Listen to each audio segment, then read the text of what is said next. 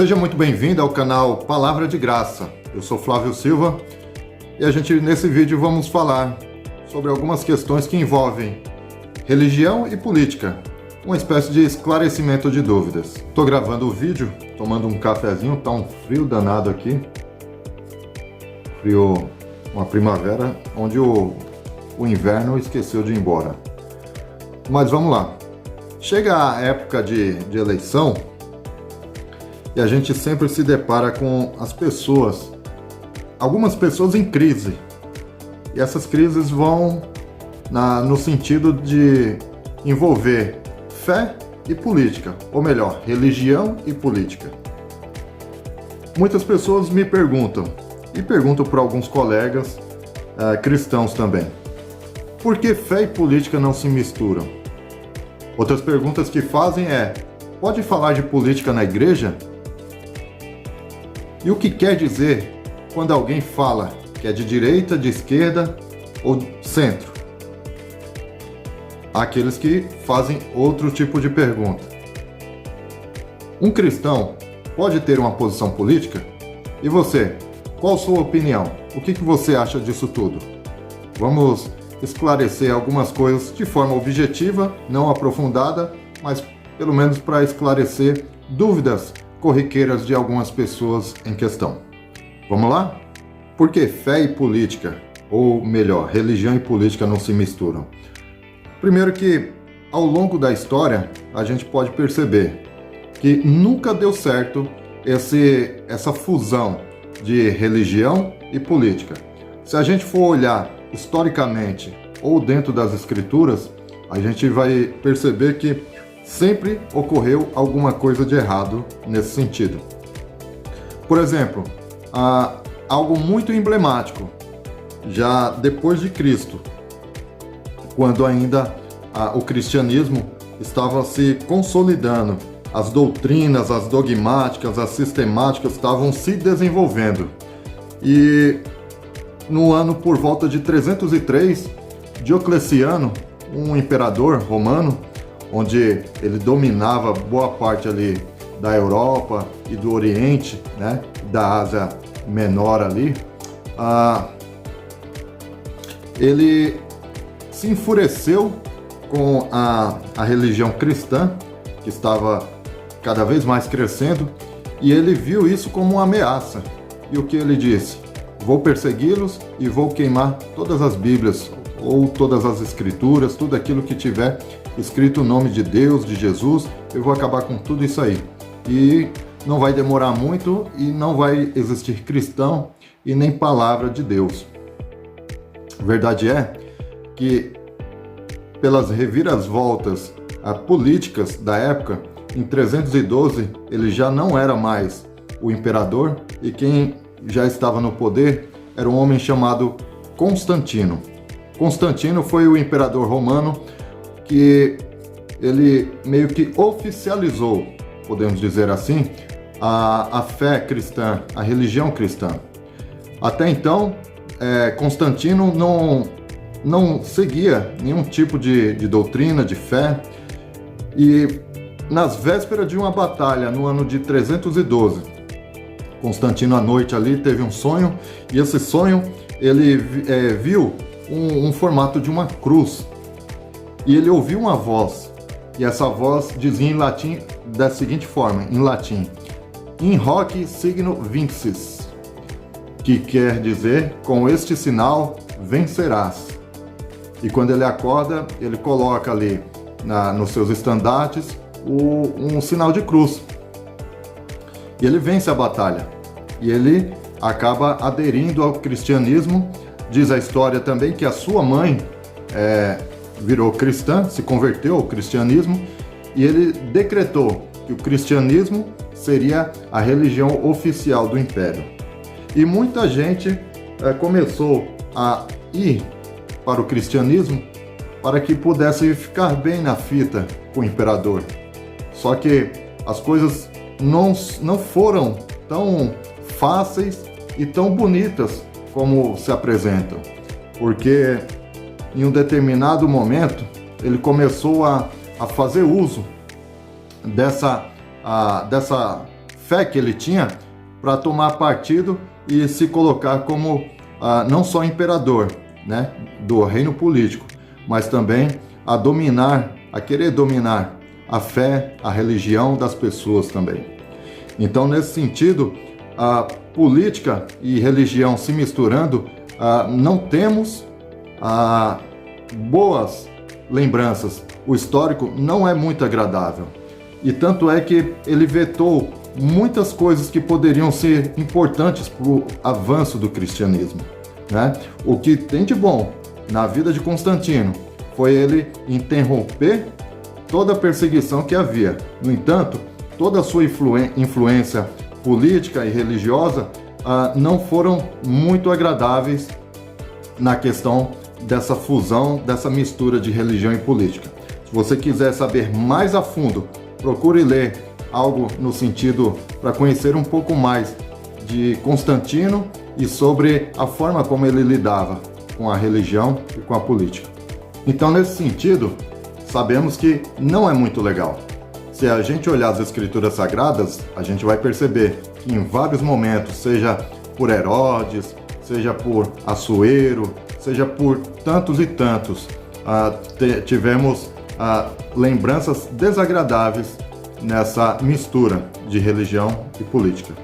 A próxima pergunta é: pode falar de política na igreja?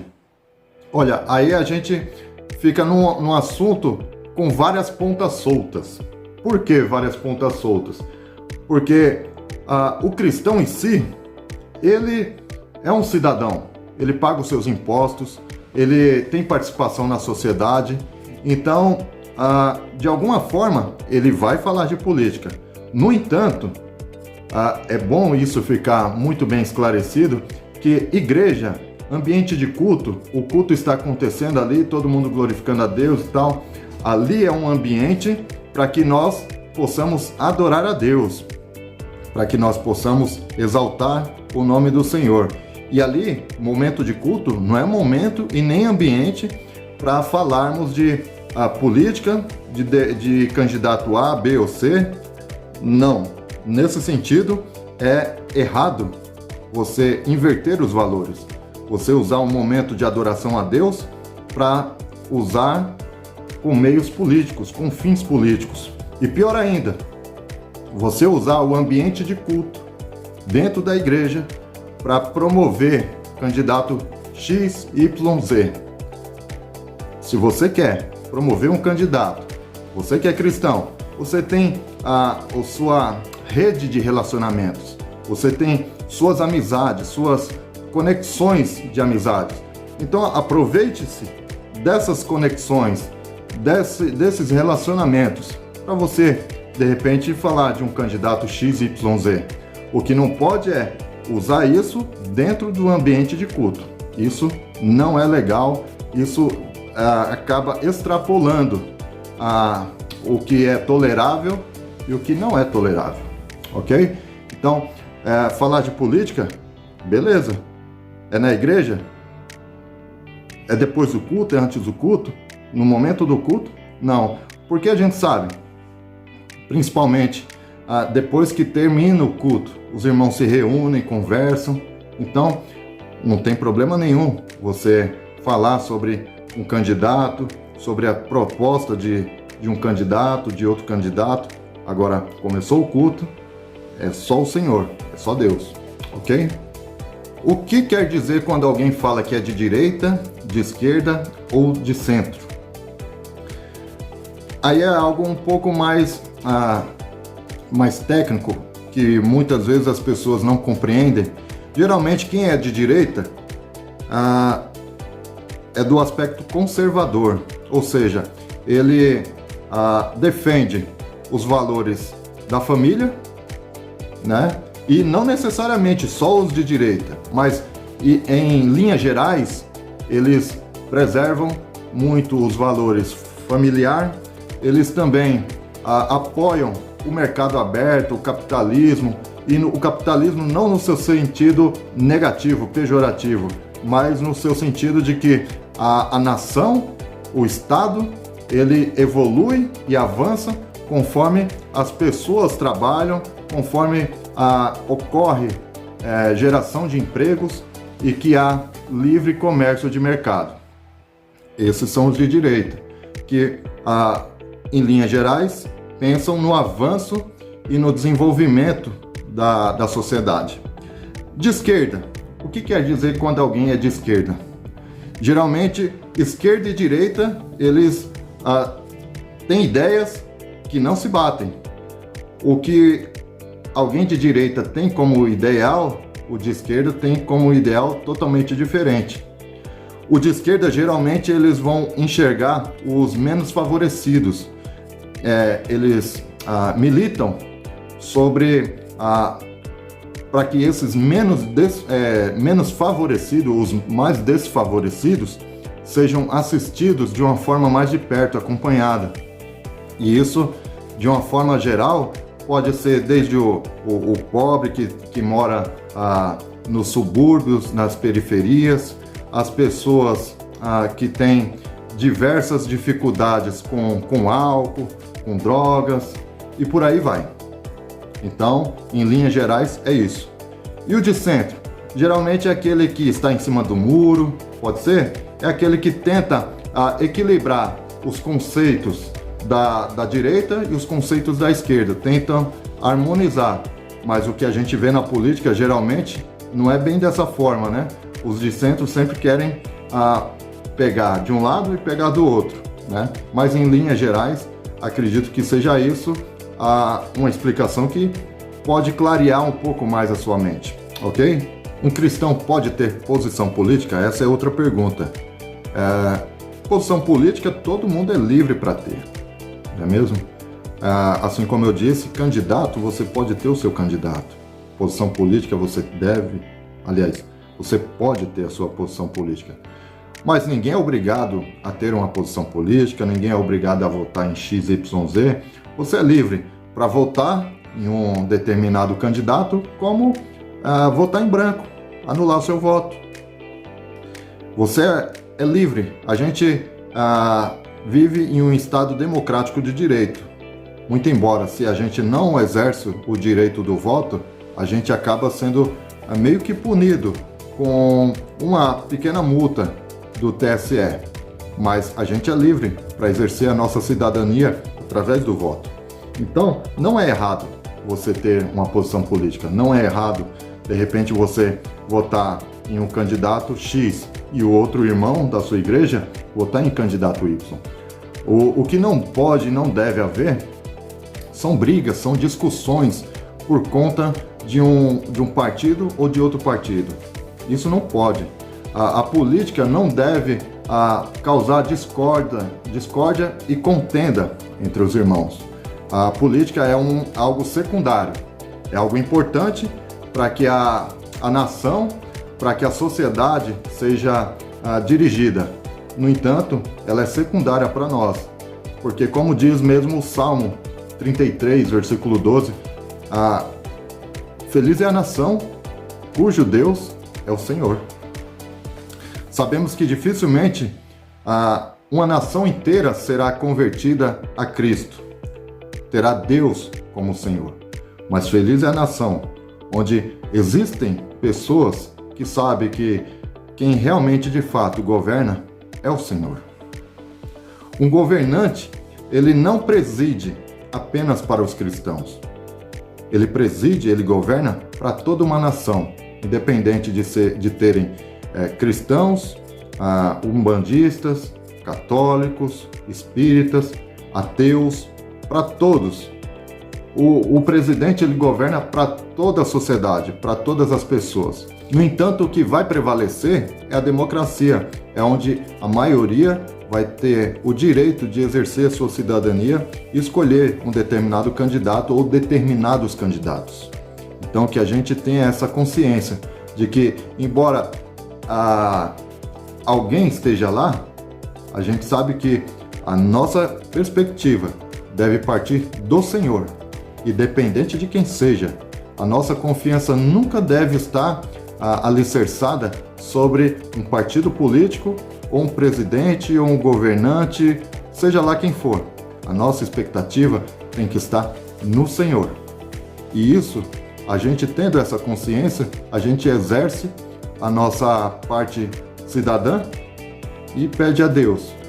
Como o apóstolo Paulo falou a Timóteo na sua primeira carta a Timóteo, capítulo 2, diz assim: antes de tudo, recomendo que se façam súplicas e orações e intercessões e ação de graças por todos os homens, pelos reis e por todos que os exercem autoridade, para que tenhamos uma vida tranquila e pacífica, com toda piedade e dignidade.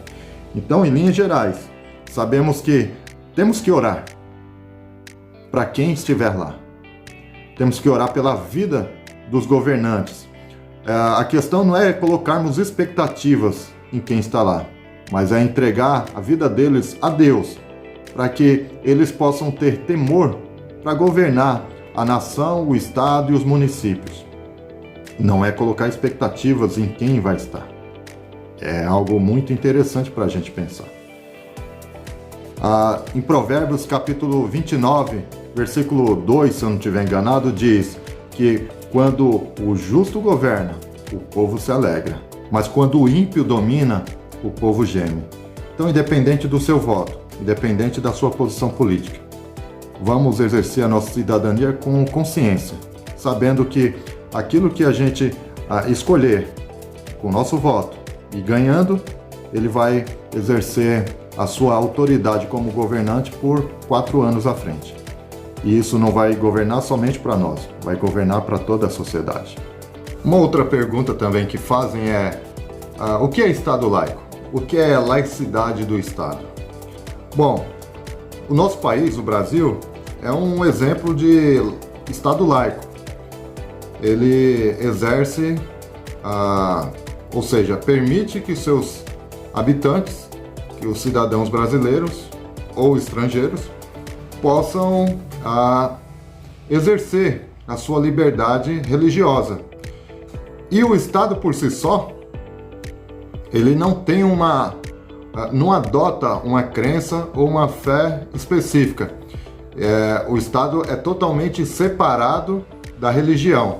Então, dessa forma, o Estado não impõe uma religião sobre a sociedade e permite que seus habitantes tenham a livre escolha de servir e de seguir a sua religião, independente de qual seja.